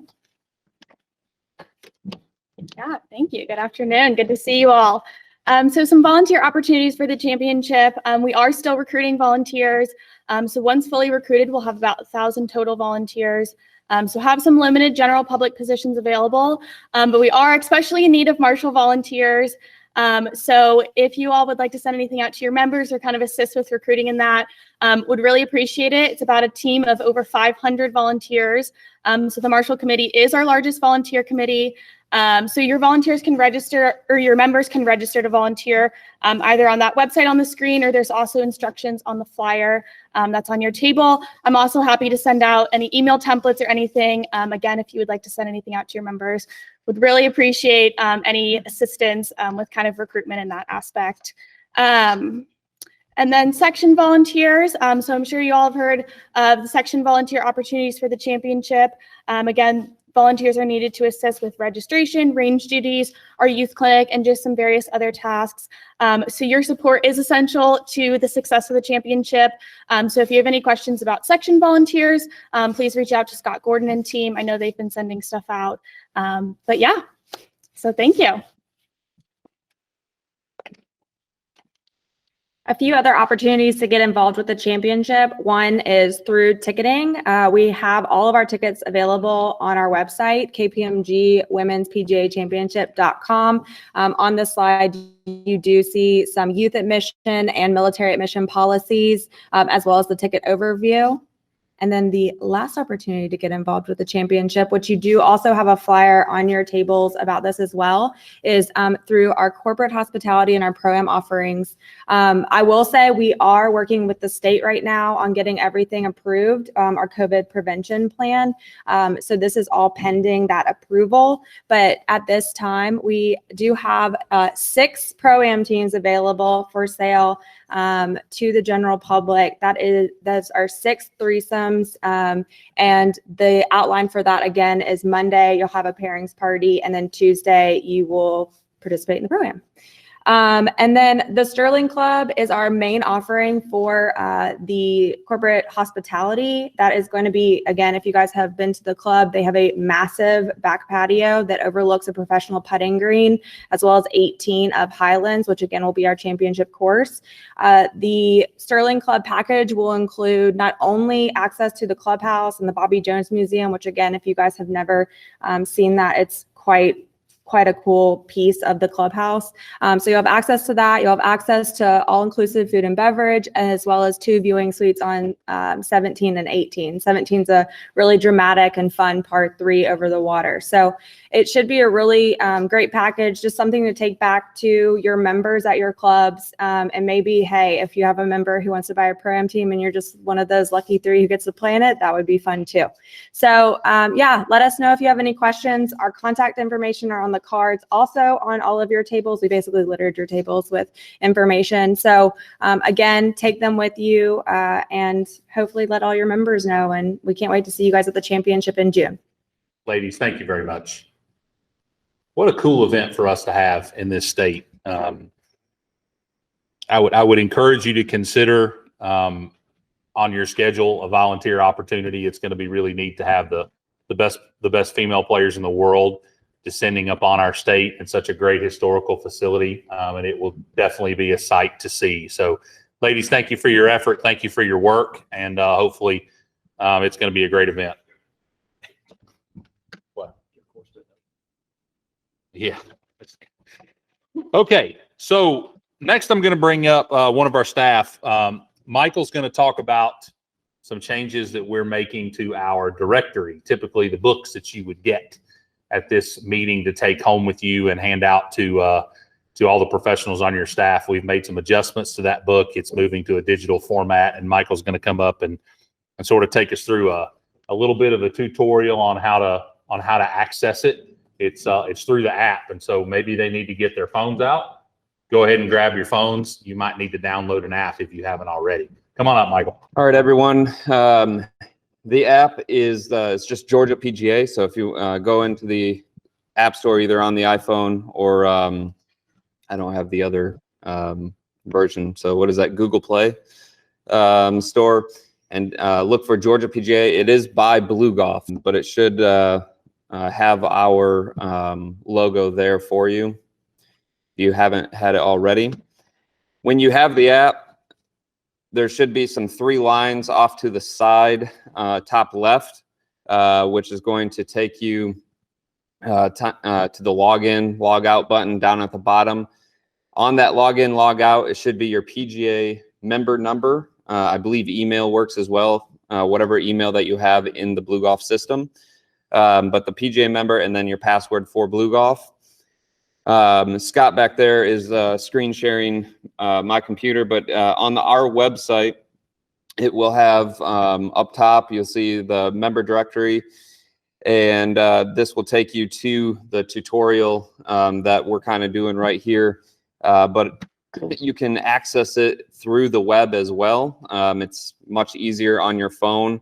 When you are on your phone, Scott, if you want to scroll down just a little bit. I know that's a little bit hard to see there, but on those 3 lines I talked about, it will have that drop-down menu. You can select member directory, and then that will take you into that system. Once you are there, you can search for PGA members, associates. You can go by club. So if you put in Country Club of Roswell in there, Tim will pop up, and then any other members that are associated with this club. You'll have the ability to search for sales reps or manufacturers, our partners. And we are currently in the process of getting those sales reps and manufacturers in there. So over the course of the next couple of weeks, you're going to be seeing that information come in there. Is there any questions with the member directory? I mean, real quick, as you guys know, as soon as we print the member directory, all those books are pretty much obsolete. This updates nightly via SMS and Blue Golf. So if there's any changes to your contact information and that you have put into SMS, no longer have to write it into the directory. You're automatically gonna, this is just gonna be updated right away. If there's no other questions, then I'll give the mic back to Stewksbury. Thank you all. It truly is the 21st century, right? We're moving all digital. And so, I know in the last 7 years that I've lived here, that directory has been at my desk and been worn out looking for phone numbers to facilities or looking up members. And so I'm happy to see it moved into a digital format that it's updated on a more frequent basis. And so please use it. Please update the information should your contact information change, because we definitely need to know where you are and how we can get a hold of you, for lots of various reasons. So thank you, Michael and staff, for the efforts you put into converting that to an online option. We've been having those conversations for several years in the boardroom, and so I'm happy to see it come to fruition. That pretty much puts the wraps on all our reports and presentations for the meeting. We are moving ahead of schedule here, so we have moved up lunch just a little bit. We have some business to take care of here at the end, and an open forum opportunity, which I hope is lively and interactive. And then we will make a motion to adjourn before lunch. And so moving forward, to my knowledge, we do not have any unfinished business, but at this time I will make a call for any unfinished business if there's some out there that I'm unaware of. Second call for unfinished business. How about any new business? Again, none that I'm aware of, but now would be the opportune time should anyone want to bring anything forward. Second call for new business. And we're cooking with gas now. And finally, always the most fun part of our day, the open forum session. So I will now consider open forum open. And so we have a microphone somewhere in the back that Sean is holding. If anyone has any questions, if anyone has any comments, if anyone has anything, now would be the time. Open forum is officially open. So what do you got? Let's have it. Good. That was going to be awkward if nobody had anything.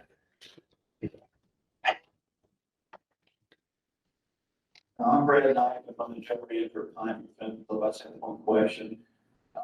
Last year I tried to sign up for the Georgia Sierra. I rarely played anymore, but it was at Coosa Country Club close, so I thought I'd try that. And I procrastinated and filled up almost immediately. I was a little disappointed. Is there any talk about having, it sounds like that term is going to fill up pretty quick going forward? Any chance we could have a qualifier? Maybe make a little extra money through qualifiers. I think that's a term that's going to continue to fill every year pretty quick. Pat, I think I'll let you answer that one. You're welcome. Brent, thanks for your question. And what you probably notice on most of the events this year is, I will say, taking a little bit of a cue from the senior division, where there are two separate registrations. One registration is going to be open to the members and associates only, and then once we reach a certain point in the event, then it will open up to amateurs as well. So I realize on the procrastination part, it really doesn't help you out. However, as a member and associate, you have time here to sign up for the so get in while you can. As I've always said, it's easy to withdraw from an event, but once it's sold or past the deadline, you can't get in. So we've taken a little bit of a cue there to give you own registration time period. As you all know, the Yamaha Atlanta Open is going to be at Pine Tree this year. And Brad, I know you called me, same way there. There's, members have an opportunity right now, and then it's about 4 to 5 weeks out, and it'll open. Yes, sir. I was worried it could be a possibility, yes. I will say, as we all know, 2020, with the whole COVID, it actually, on the golf side and the playing side, actually a problem.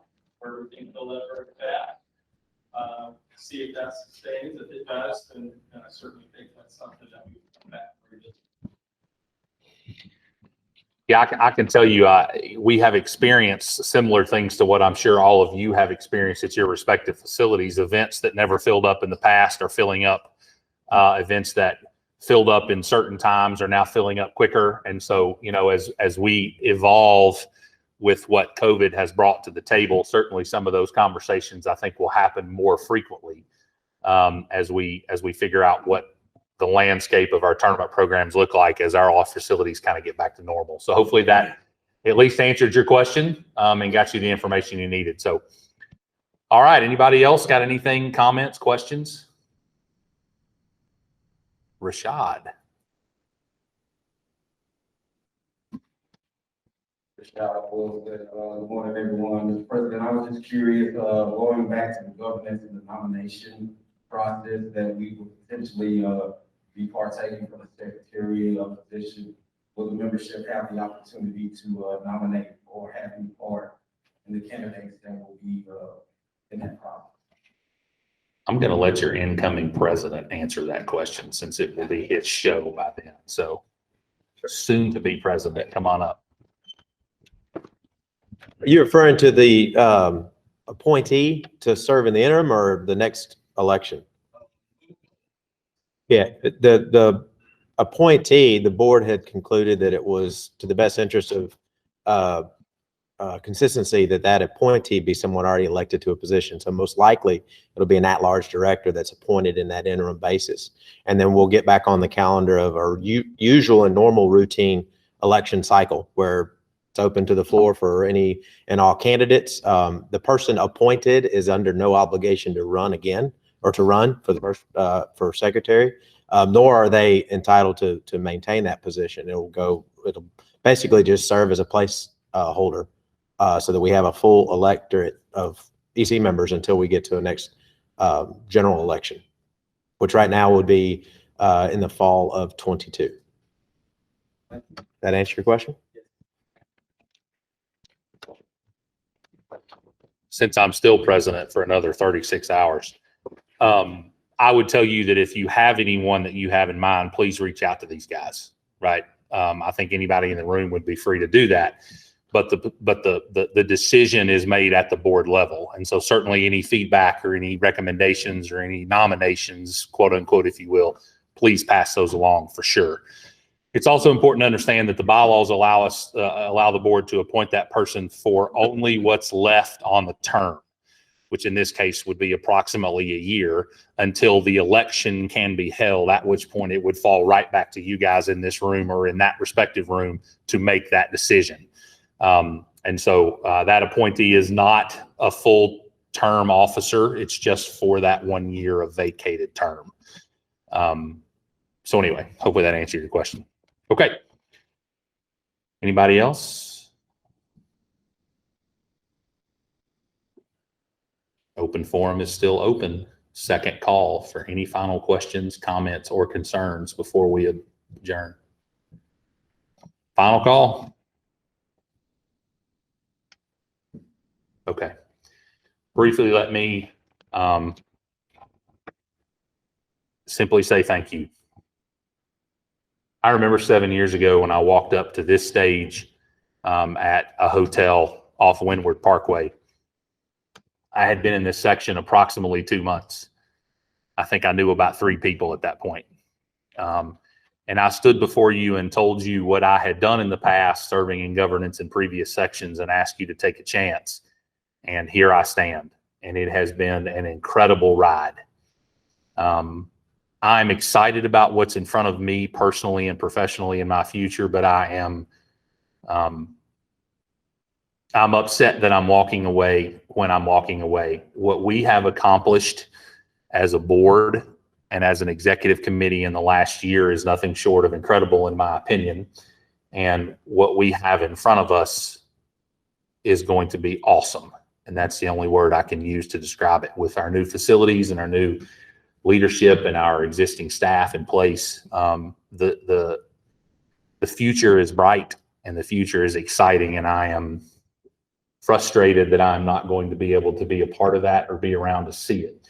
But I have ultimate confidence in the team that's here, the executive committee and the board, and in you in this room to support that vision and to stand up with these guys and girls and make this what we really believe should be a top section in the country. We think in our state, in our region, with the history of golf that we have, where we live, there's no reason why we shouldn't be right at the top. And we hope that the positions are finally, you know, in place and coming into place to be able to get us there. And so thank you for the opportunity to serve you as a board member. Thank you for the opportunity to serve you as an executive officer, most recently president. It has been one of the greatest joys of my professional career to stand here and to lead the team and to lead the executive committee, especially to my officers. Gentlemen, thank you. It's been interesting, but it's been fun. And I wish you the best of luck. So with that, I'll entertain a motion to adjourn. Thank you very much.